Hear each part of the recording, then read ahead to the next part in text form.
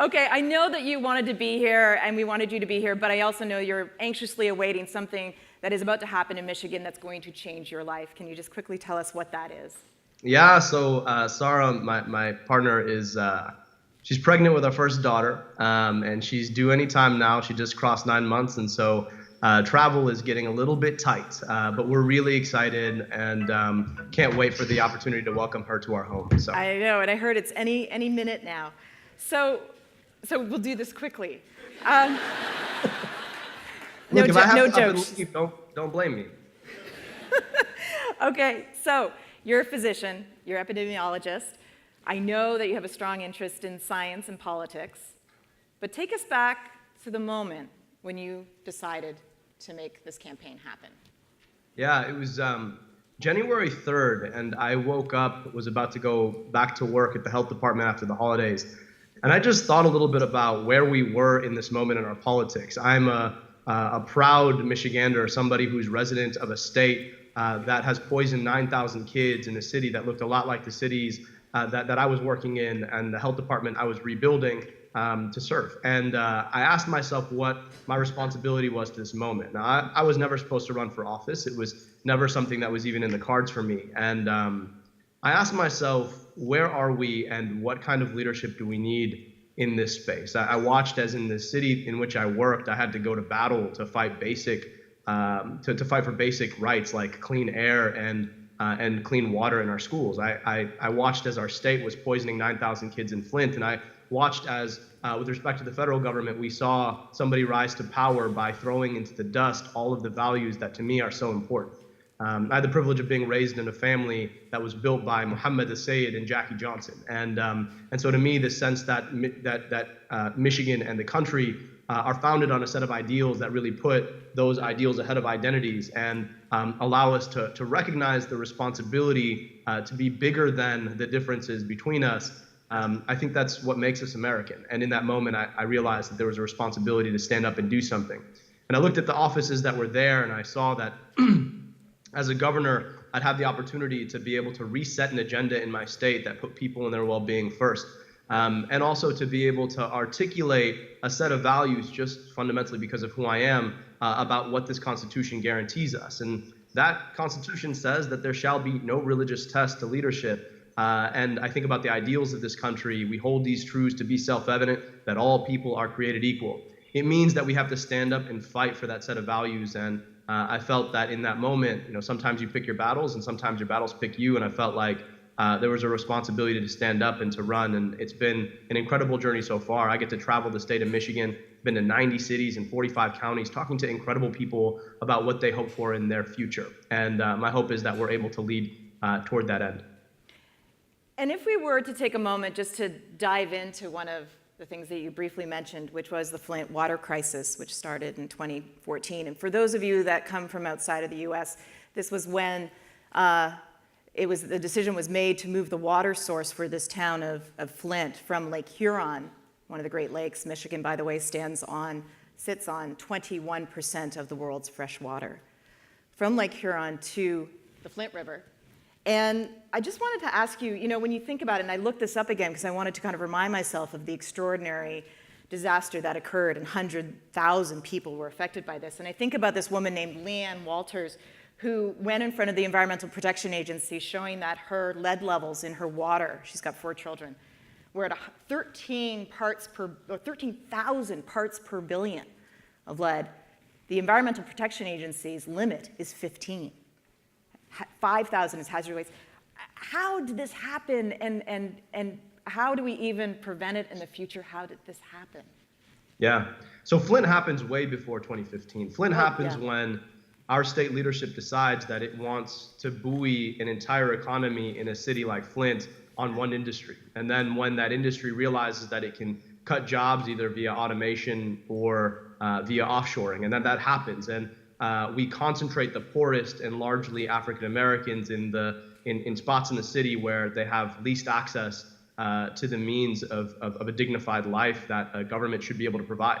And then when those jobs and the richest in that community go away, that citizenry who's disproportionately poor and disproportionately black are wedded to a bureaucracy that's meant to serve a city that's 3 times the size. And then when a governor gets elected and decides that he wants to balance state books by taking revenue away from cities like Flint, and then when that community can't decommission their bureaucracy fast enough, we institute a set of laws that allows the state to unilaterally take over its operations with the only goal of cutting costs. And then when that state emergency manager makes the decision to change the water source without paying attention to the responsibility to buffer what is more acidic, and then when that water starts to corrode the inside of pipes that then have lead and then poisons 9,000 kids. And if we don't pay attention to the structures around both governance and around our often racist social history in Michigan, we miss the big picture. I think the responsibility right now in Flint is to make sure, first and foremost, that the kids who are affected have the best means of access to everything that they need to really heal, which to me is access to medical care through their adult life and access to the best education that we can afford them. And we're proponents of an idea of a Flint promise where every single kid in Flint gets access to a free college education and that we're really investing in their schools. But we also have to just step back and ask ourselves, how many Flints are waiting to happen in Michigan and the rest of the United States? How many Flints are there because we haven't invested in water infrastructure that can protect people from the potential hazards of lead in their pipes? How many Flints are waiting to happen because we've taken away the means of high quality work that pays a living wage and allows somebody to put good food on their table and put a good roof over their head? How many Flints are waiting to happen because we have taken communities out of the means of making the best decisions for themselves? And so Flint, unfortunately, is one canary in a much larger coal mine. And my hope is that in Michigan, we can start to address the structural issues that have created Flint in the first place.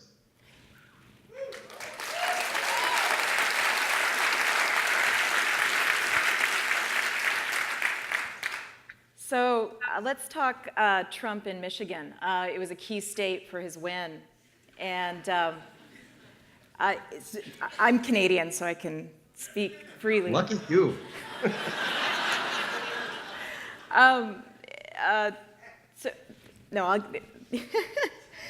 You've met a number of the voters. You've knocked on 80,000 doors. 80,000, is that right? Oh, wow. Not me personally. My team has.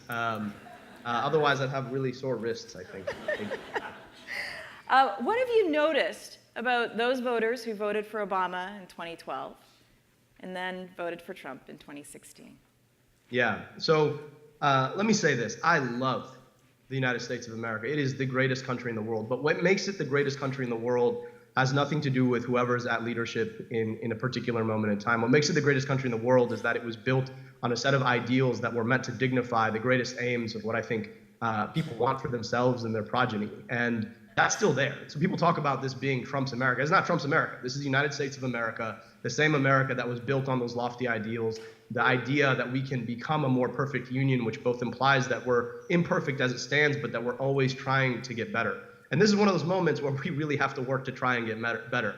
I'll tell you though, I've spoken now to thousands of people and been able to sit with folks who are in a deep amount of pain. And I just want to tell you a story about somebody in my own family who voted for Donald Trump. This is my uncle. He was one of my favorite people growing up and remains so.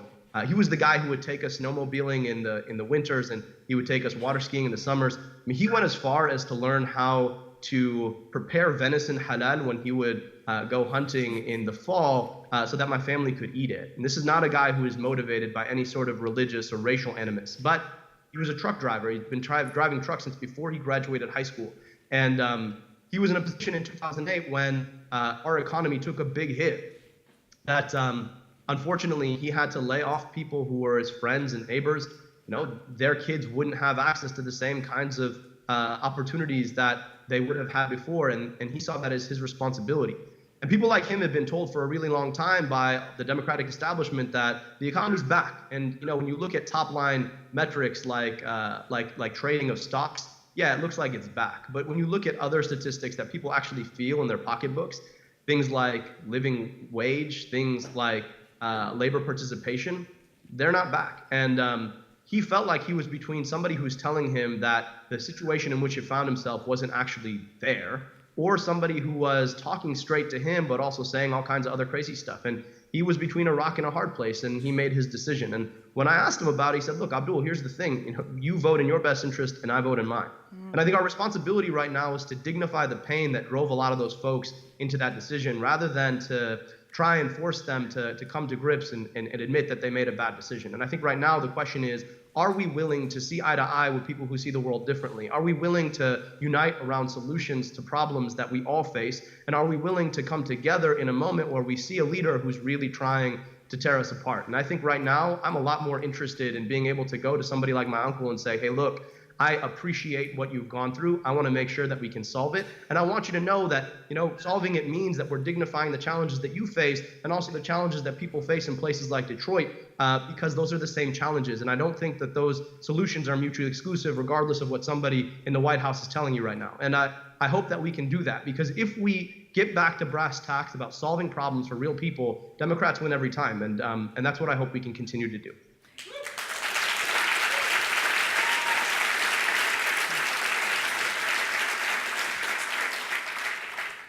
One last question, because I know we have to break, although we've just gotten started, I feel like. Presumably you're going into areas of Michigan where some have never met a Muslim before. I just read about a little village called Kalkaska, where the president of this village has called for the death of all Muslims. Yeah, so how have you gone to Kalkaska? I have. We had a great meeting with folks in Kalkaska. I mean, right now, there's a couple things I think we always have to continue to remind ourselves. That the people with the most extreme opinions talk the loudest, that they don't speak for everybody, and that when we are willing to reach across the divides, whether they be regional or racial or religious, that we're told divide us, and actually just empathize with our mutual humanity, there are a lot of great conversations that can happen. And I honestly think the most powerful words in the resistance right now are, I disagree with you, because it implies that we're sitting down and having a real conversation. And what I found when I went to Kalkaska was a group of Michiganders who really care about their future and the future of their children, and what we can do together to make those things better. And even if we may disagree on a couple of points, we found real agreement on the ideals that bring us to this. And I think there was a profound amount of respect. At the end of the day, there are going to be people who are hateful, and most of the time they're hateful because they're afraid.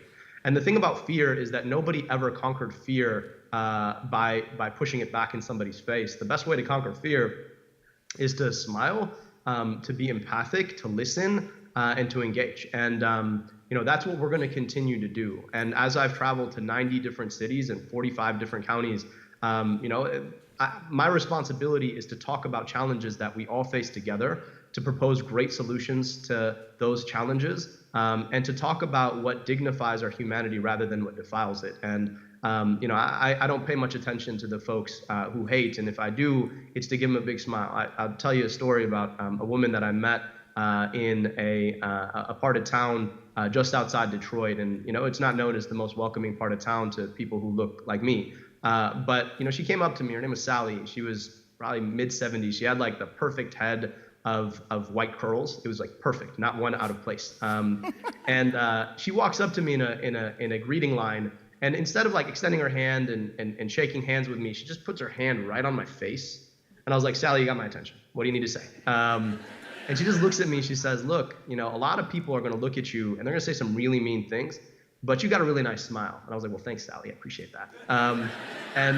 And she's like, you've got a really nice smile. And the thing about your smile is that it's disarming. And I hope that you'll continue to smile through it, because I think when people listen to you, they'll see that there's somebody who really cares about them, and that'll go a long way. So you just keep smiling and you just keep doing what you do. And I'll never forget her. And I really, really appreciate that. And I think there's a responsibility that all of us have to doing that. Whether you're a Muslim person running for office in a state that by the slimmest of margins went to Donald Trump, or somebody who's just really frustrated in a moment like this and can't understand why somebody would make a decision with their vote like they made. I think there's a responsibility to smile, because at the end of the day, it's one of the most beautiful things that people do with each other. And a smile can mean more than a lot of words. And so my hope is that we can learn to smile at each other again, like Sally said, and I think we'll get there.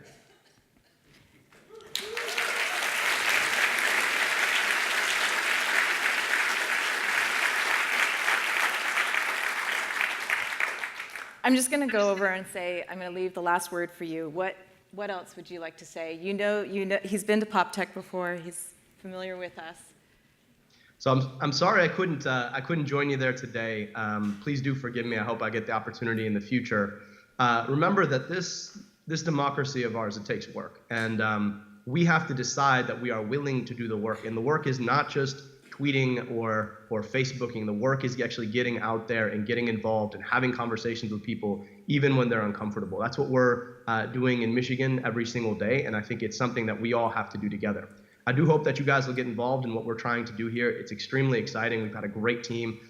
Do check us out, abdulfrommichigan.com. Follow us on Facebook, Abdul El-Sayed, or on Twitter, Abdul El-Sayed. And I do hope that you'll stay involved and stay engaged. And I really appreciate the opportunity to engage with you. Remember, this is worth fighting for. And unless we are willing to do the work of fighting for it, and that means sitting down and having hard civic conversations, like the kinds that people like Eric Liu and others have been leading for a very long time, I worry a lot about the place that we are leaving to our children. But if we are willing to do that work, this will continue to be the greatest place that dignifies the highest ideals that we have had as humanity. And remember, it has to be a more perfect union. That means it's imperfect today, but your work makes it a little bit more perfect tomorrow. And I look forward to joining you in that work. Thanks, Abdul.